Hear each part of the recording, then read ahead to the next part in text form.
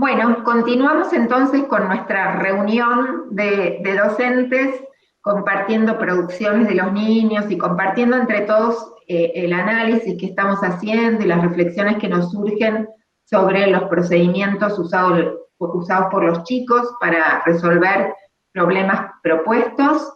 Bueno, la propuesta en sexto había sido, estábamos trabajando con el sistema de numeración y trabajábamos con valor posicional. La actividad que se le presentó a los chicos era cuánto había que sumarle a 604.937 para llegar a 605.037.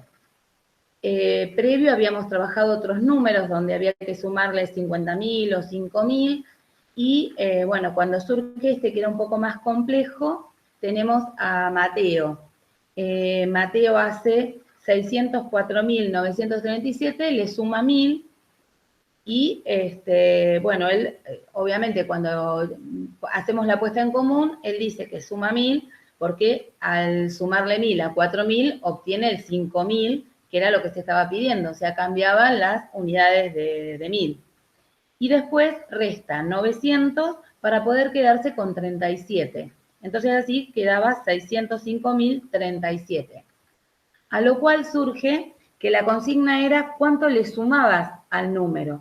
Entonces uno de los nenes, por supuesto, yo acepté, le di, o sea, cuando se hizo el intercambio, nosotros dijimos, sí, está bien, había llegado a 605.037, y uno de los nenes me dice que no, porque la consigna era sumar. Y Mateo había utilizado una resta. Entonces surge cómo había resuelto Manuel. Manuel lo que hace es sumar 100. Y le explica, cuando yo le pregunto, bueno, Manuel, explica lo que hiciste, o contá lo que hiciste, dado que todos insistían que si bien Mateo había llegado al número que yo le pedía, había utilizado una resta. Entonces Manuel dice que no, que él suma 100, porque cuando suma 100 a 900, automáticamente 900 más 100 es 1.000, y de esta manera cambiaba la unidad de 1.000, pasaba a 605.037. Eran capacidades de estadios. Entonces había un estadio que tenía 57.446 y otro estadio que tenía 60.000. Y mi pregunta fue la misma, ¿cuánto le sumaría a 57.446 para llegar a 60.000? En este caso, Ian resolvió de otra manera. Él también no respeta, digamos, la consigna de que era sumar, pero resuelve teniendo en cuenta lo que había dicho Manuel. Entonces, porque él después lo explica, ¿no? 57.446, le resta 446 para quedarse con 57.000. Me dice, porque me es más fácil, porque yo sé que a 57 le sumo 2, es 59 y me va a dar 59.000. Después vuelve a agregarle el 446 que le restó, se lo vuelve a sumar y vuelve con el 59.456. Y suma 500 para volver a tener un 900. Después vuelve a sumar 50 para volver a tener un 96, ¿no es cierto? Siempre se va quedando con el 9, porque él recuerda que Manuel le había dicho que cuando yo le sumaba 1 a 9, sumaba y cambiaba el valor, ¿no es cierto? Íbamos a la unidad, cambiaba la unidad siguiente. Entonces va a ser 6 más 4, que es 10, me llevo la decena, 90 más 10 es 100, ¿no es cierto? 900 más 100 es 1.000, 9.000 más 1.000, llega a otros 1.000 y así llega a 60.000. Y después suma los 2.000, los 500, los 50 y los 56 y dice que la diferencia es de 2.554. Así analizamos el valor posicional. Fue utilizando distintos criterios, en este caso él suma y resta, o sea, utiliza una resta, pero él me aclara, yo resto para quedarme con 0 porque es más fácil sumar, me dice. Entonces, por eso usa la primera resta y después se lo vuelve a sumar. Porque era el mismo nene que el día anterior me había cuestionado que Mateo había restado. Entonces él aclara, yo resto, pero después vuelvo a sumar, así me queda el 59.446. Bueno, muchas gracias Roxana y Facundo por compartir este problema y estos problemas y las producciones de los niños y el análisis de las producciones de los niños. ¿Quieren agregar algo más? ¿El resto quiere hacerle alguna pregunta, hacer algún comentario, una reflexión?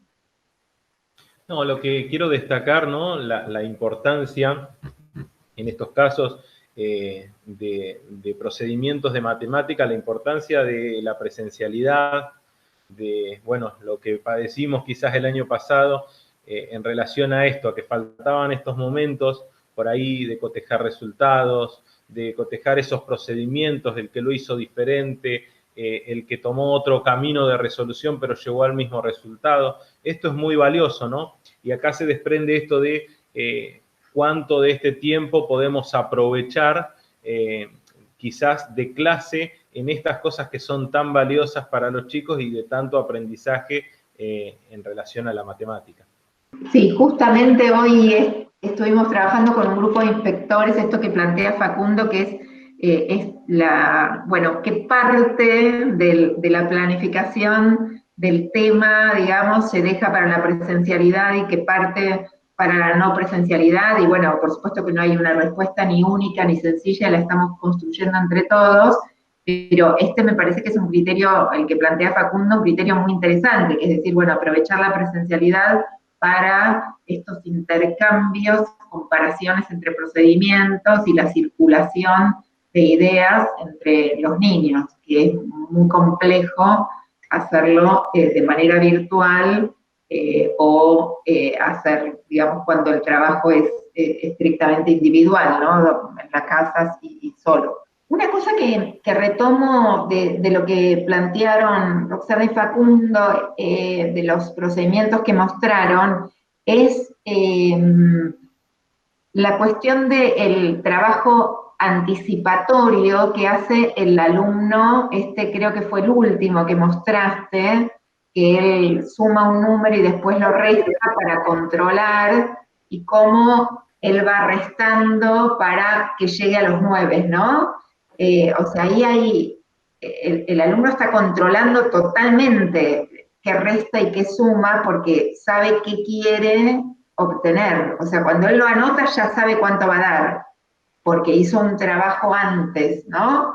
Entonces, en este sentido, nada, me parecía como muy interesante rescatar que entre las producciones de los alumnos, lo que los alumnos eligen anotar, a veces hay ese tipo de producciones en las cuales el chico anota para que le quede algún registro de esa cadenita de cálculos que está haciendo, pero él ya sabía cuánto iba a dar y por eso eligió ese número, ¿no?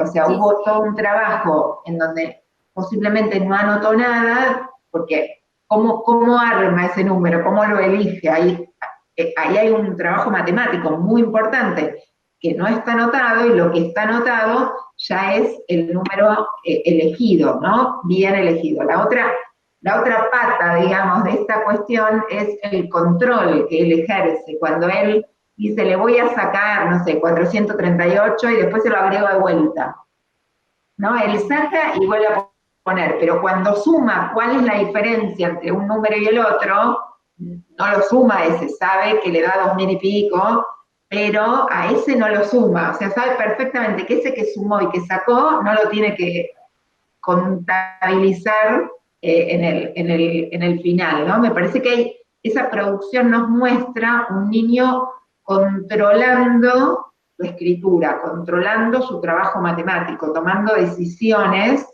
y sabiendo que anota. En cambio, el mismo tema, el tema de valor posicional, que fue el paradigma de la cosa mecánica en generaciones anteriores, en la enseñanza clásica, ¿no? Descomponer en unidad, decena, centena, unidad de mil, con estos cuadritos. Casi todos nosotros hemos hecho de alumnos millones de ejercicios de descomponer valor posicional, en donde había un solo modo de escribir las cosas y un solo modo de resolverlas, en donde no había que tomar ninguna decisión porque las cosas ya estaban bastante estructuradas, y justamente en ese tema, ¿no?, que ustedes estén mostrando un problema que provoca una diversidad de estrategias, de procedimientos, de modos de escribir y de modos de controlar lo que escribo, bueno, me parece que ahí también hay algo que el problema potencia, ¿no? Los problemas que ustedes les presentaron a los alumnos no son problemas algorítmicos, mecánicos, que admiten una única manera de resolución, de registro, de forma de representación, sino que posibilitan esa búsqueda y ese trabajo exploratorio. Si no, no aparecería esa heterogeneidad y esas decisiones diferentes, ¿no? ¿Alguien más quiere agregar algo de esto que acaban de comentar, de esta colección de procedimientos analizados por Roxana y Facundo? Perdón, me una observación. Me llama poderosamente la atención y me parece muy interesante ver cómo a partir del análisis de cada una de las resoluciones de los alumnos se puede hacer una especie hasta de arqueología, diría, de los procesos que atravesaron esos alumnos, ¿no? Y como bien señalaban ustedes, esto de ver, bueno, este fue un alumno al que no se le penalizó al haber incurrido en un error, porque no tiene miedo a equivocarse, porque todo ese análisis me parece que es esencial para poder seguir garantizando esta construcción de lo común bajo la metodología del enfoque del diseño. Y me parece totalmente valioso y enriquecedor. Sí, súper interesante esto que plantea Sebastián, ¿no? Porque si uno en el aula ve que todos, o en un aula ve que todos los alumnos escribieron lo mismo, eligieron el mismo procedimiento y la misma forma de representación de ese procedimiento, nosotros también podemos ver algo ahí que es, bueno, evidentemente hay una comunicación directa del saber, el alumno no tiene autonomía para decidir qué escribe, cómo resuelve, etcétera, ¿no? O sea, también pensarlo por el opuesto. En estos casos estamos viendo que no solo está incluso lo que el maestro de este grado les está proponiendo, sino también huellas del trabajo anterior en términos de si los niños tienen o no tienen temor de mostrar sus errores, tienen o no tienen permiso para elegir dónde anotan, qué anotan, etcétera, ¿no? El segundo momento de este juego consistía, el juego era en parejas. Este segundo momento era que su compañero le debía pasar los números que tenía para intercalarlos en la serie ordenada que ya tenía el compañero de juego. Bueno, obviamente debido a la pandemia y a esta situación de que estamos, que los chicos están separados por mesa y que no se pueden prestar cosas o pasar, no les quedó otra manera que hacerlo mediante el dictado. Así que fue ahí donde cada pareja le dictaba a su compañero qué números les había tocado en su tarjeta. Bueno, ahí, por ejemplo, vi una alumna que cambiaba el orden de los puntos.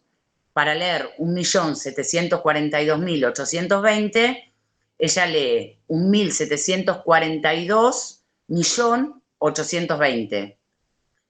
Analizando esta situación, creo que la idea que sostiene este error es que conoce que el punto es 1000 y cuando llega al segundo punto da una respuesta de compromiso y nombra los millones. Luego del juego traigo esta situación y intervengo preguntándole qué era más grande, si el millón o los miles. Ella enseguida me responde que los millones eran más grandes. Entonces le pregunto si los miles pueden ir antes que los millones. A lo que ella dice que no. Entonces le pido que lea el número, con eso que me había dicho, y lea el número bien. Otra situación que pude observar fue que tenía que leer 354.272 y lee 354 miles sin atender a la lectura del punto 1000. Entendiendo que las 3 primeras cifras pertenecen a la familia de los miles, entonces lo lee como miles, no como 1000. Bueno, cuando termina el juego, que le pregunto, o sea, mi intervención fue preguntarle cómo se llamaba el punto. Me dice que el punto era 1000. Entonces le digo que lo lea de la manera que lo llamamos. Dice, entonces, ¿qué querés? ¿Que lea 354.272?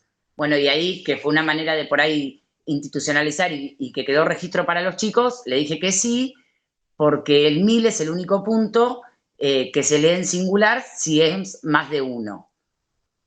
Bueno, el tercer momento de este juego era que tenían que corroborar si habían logrado la misma serie ordenada. También, lo mismo que pasó en el segundo momento, fue que se los tenían que dictar.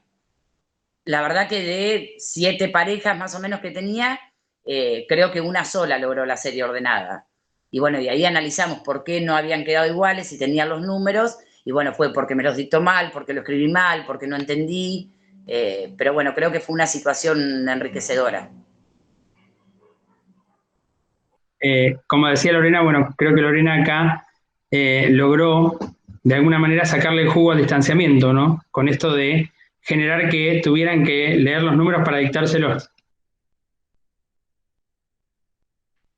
Sí, porque esa situación de dictado de un número a otro y la imposibilidad de ver cómo está escrito, muchas veces en la presencialidad cuando hacemos situaciones de comunicación hay que obligar a que se sienten separados o que se alejen del aula, y en este caso me parece sumamente interesante esa cuestión de, bueno, aprovechar didácticamente el distanciamiento para una situación de comunicación que inhibe la posibilidad de ver el número del otro y obliga a tener que dictarlo, ¿no?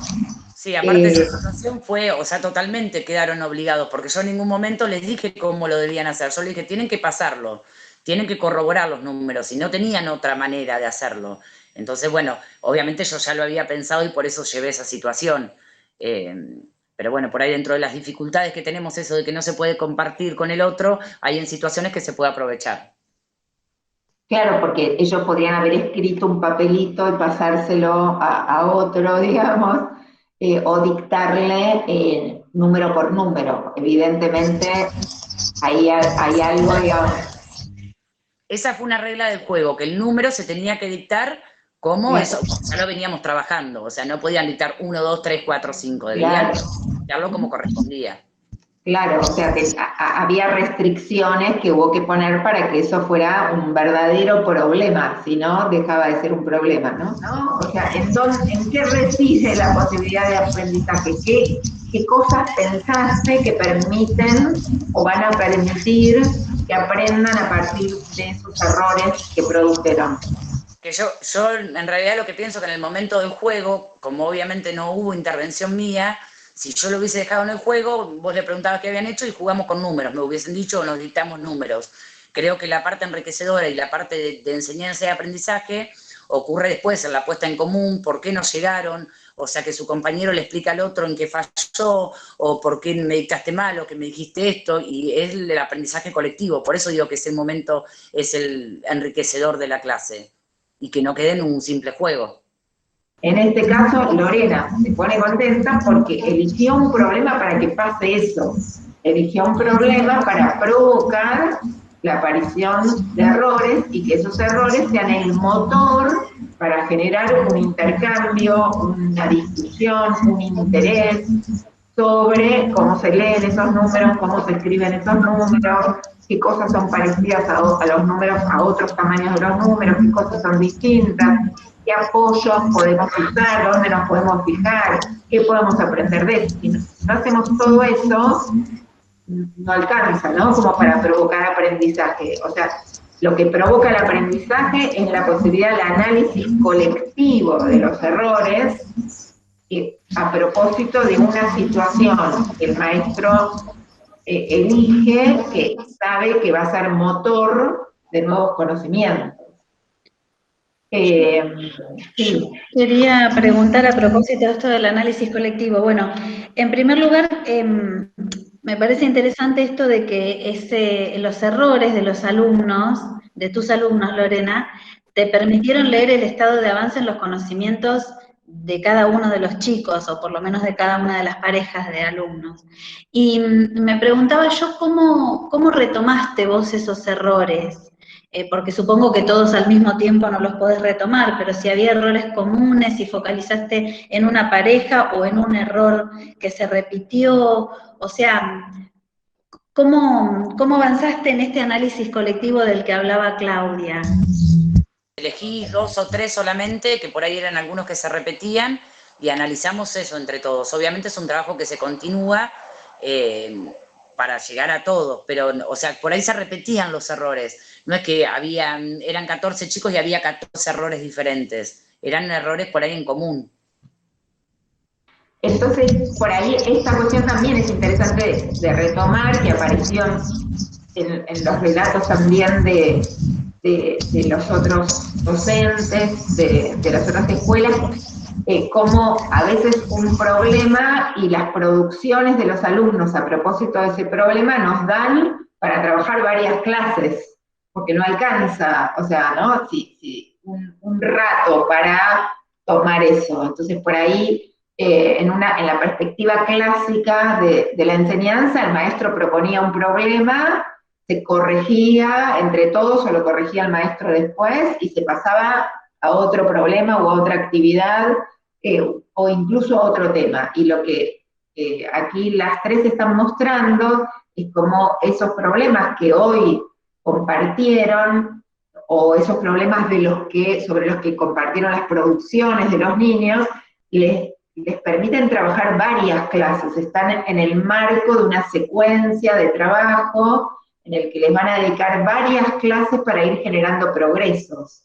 O sea que no es que están bien o están mal, y tampoco se piensa que eso ya está resuelto, sino que es un tema a trabajar. Estoy trabajando con los modos de representar y organizar los cálculos, diría Celeste, o estoy trabajando con el tema del valor posicional, con distintos tipos de problemas, diría Roxana, o en el caso de Lorena, está mostrando cómo está trabajando lectura, escritura y orden de números.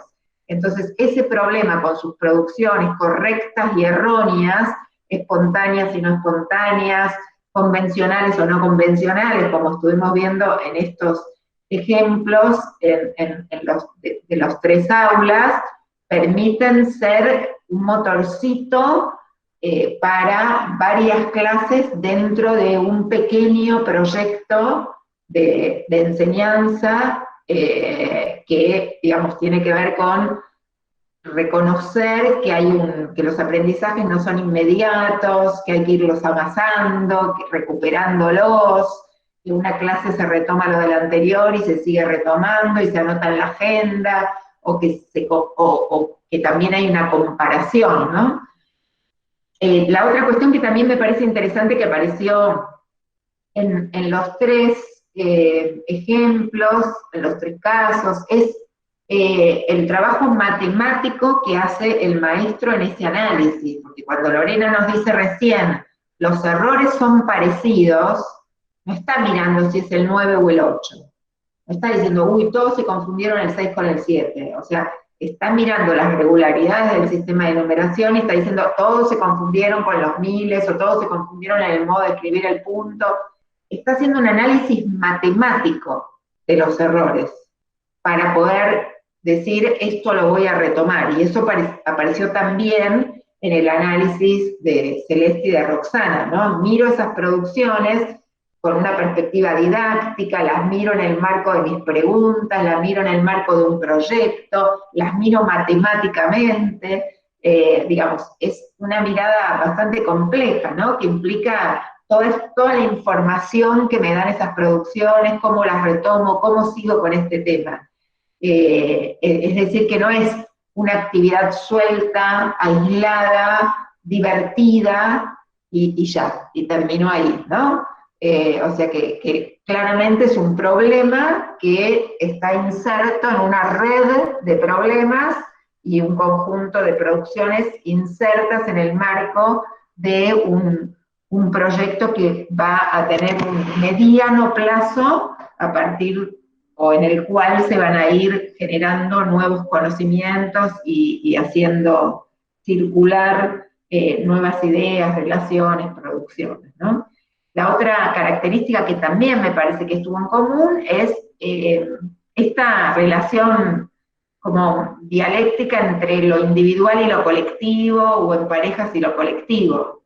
Las producciones son individuales, o sea, es un niño el que escribe eso, o un niño el que dicta.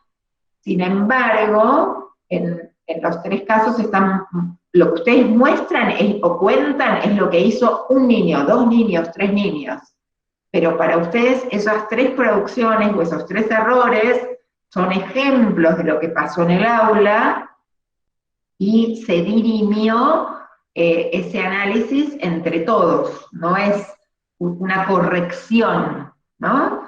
Como si era en otras perspectivas didácticas, donde el alumno, digamos, producía individualmente o reproducía individualmente y el docente se dirigía a ese alumno para decirle, hacelo de vuelta, está mal, o bien, está bien. O sea, esta idea de la evaluación inmediata, característica de la enseñanza clásica. Ustedes están planteando una perspectiva colectiva a propósito de lo individual, pero también van a querer que eso colectivo vuelva a lo individual, porque en la siguiente van a querer, o sea, seguramente Lorena querrá que si vuelve a jugar este mismo juego, con números de más o menos la misma magnitud y mismas características, dentro de 15 días los niños ya escriban bien los números, porque van a haber participado de ese proceso colectivo, y esos aprendizajes ya van a ser aprendizajes que redundan en conocimientos individuales que les van a permitir que sus nuevas producciones sean correctas. Entonces es de lo individual a lo colectivo, de lo colectivo a individual, de lo individual a lo colectivo, digamos, ahí hay una relación muy interesante en cómo se articulan esos momentos, ¿no? Bueno, muchísimas gracias a los maestros, a las maestras, a los directivos que nos acompañaron el otro día en la reunión y hoy aquí. Agradezco muchísimo a todos los que están aquí presentes, los que participaron, y a Gabriela en particular por, bueno, ayudarnos en este proceso de acercarnos a este grupito y de armarlo, y bueno, de hoy sostenerlo. Así que muchísimas gracias a todos y esperemos que estos 3 momentos de trabajo aporten a otros maestros para seguir pensando, que esa es la intención de este video.